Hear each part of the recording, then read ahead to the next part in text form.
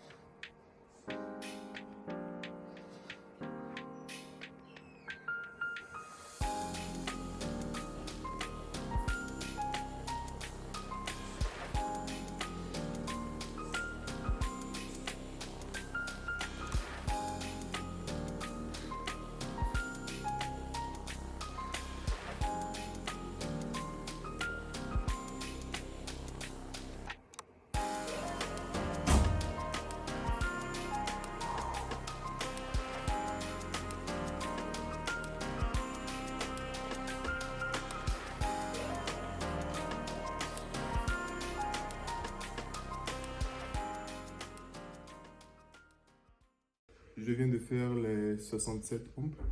Là, en présent, on va passer à la lecture.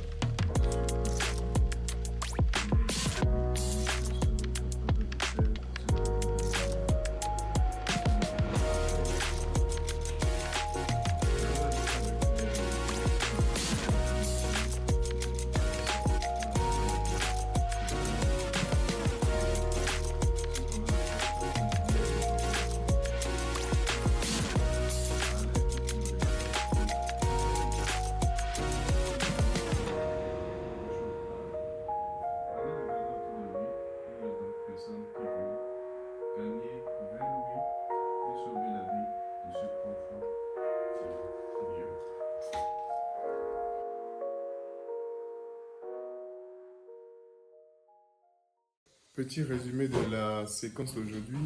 On explique que Monsieur Madeleine, justement, lorsqu'il était, voilà, il avait commencé par avoir du succès, il avait des ennemis, dont un vieil homme qui avait eu un accident un jour, un accident où la charrette de son, voilà, sa charrette était renversée, son cheval avait eu un accident et la charrette s'était renversée sur lui.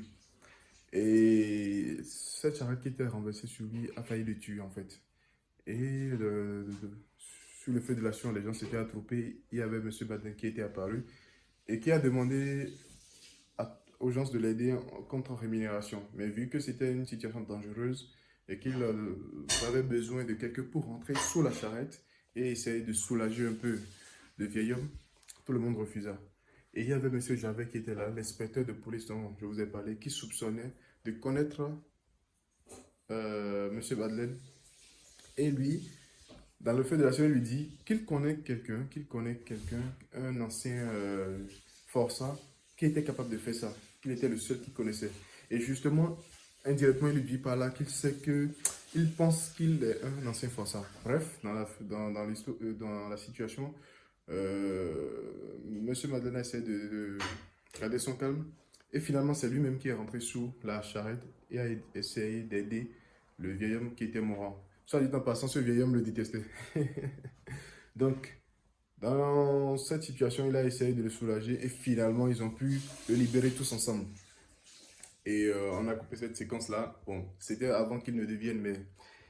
Et juste après, on nous parle encore de Fantine, la dame qui avait un enfant qu'elle a dû laisser chez les Thénardier. On expliquait que dès son arrivée, voilà, elle avait réussi à trouver un job dans l'usine de Monsieur Madeleine et qu'elle commençait à être bien payée, elle commençait à être heureuse. Mais malheureusement, elle n'était pas une très bonne ouvrière. Elle n'était pas très productive. Elle n'était pas très productive. Donc finalement, à la fin, elle a été renvoyée.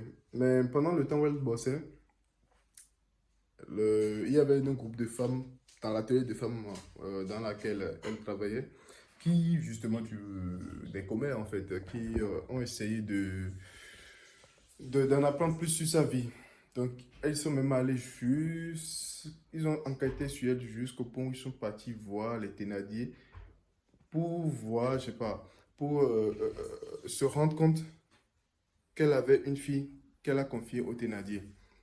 Bref, voilà, c'est pour juste vous dire que ces gens-là avaient essayé de découvrir, ils avaient essayé de découvrir son histoire en fait, et ils l'ont réussi d'ailleurs. Donc là où ma séquence s'est arrêtée, Fantine s'est fait virer, on va dire. Et elle a reçu une petite indemnité. Mais voilà, ça ne va sûrement pas régler son problème. Je pense que elle aura un peu de mal à sa sortie. Mais on verra dans la suite comment ça se passe. D'autres l'ont conseillé d'aller voir directement Monsieur le maire, Monsieur Madeleine, le directeur de l'usine, pour voilà, le supplier de le garder.